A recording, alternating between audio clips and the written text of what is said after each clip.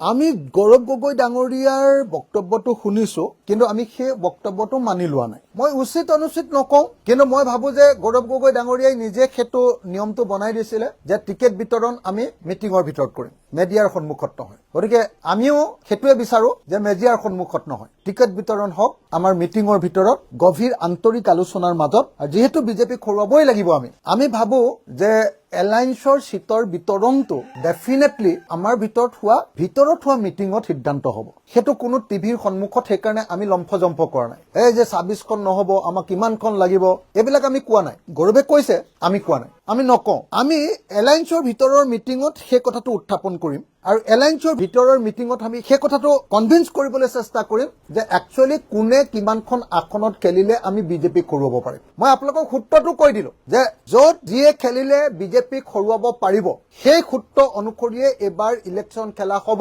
সেইটো যদি 26খন আসনত আমি গোটেইবিলাকে খেলিলে যদি বিজেপি হাৰে আৰু কংগ্ৰেছে যদি 100খনত খেলিলে বিজেপিক হৰুৱাই দিব পাৰে, তেতিয়াহ'লে সেইটোৱে হ'ব। আমাৰ হাতত তথ্য আছে, আমাৰ হাতত এনালিচিছ আছে, আমাৰ হাতত বিশ্লেষণ আছে, আমাৰ হাতত যুক্তি আছে। সেই যুক্তিবিলাক আমি প্ৰদৰ্শন কৰিম আৰু তাৰ পৰৱৰ্তী সময়ত সিদ্ধান্ত ল'ম।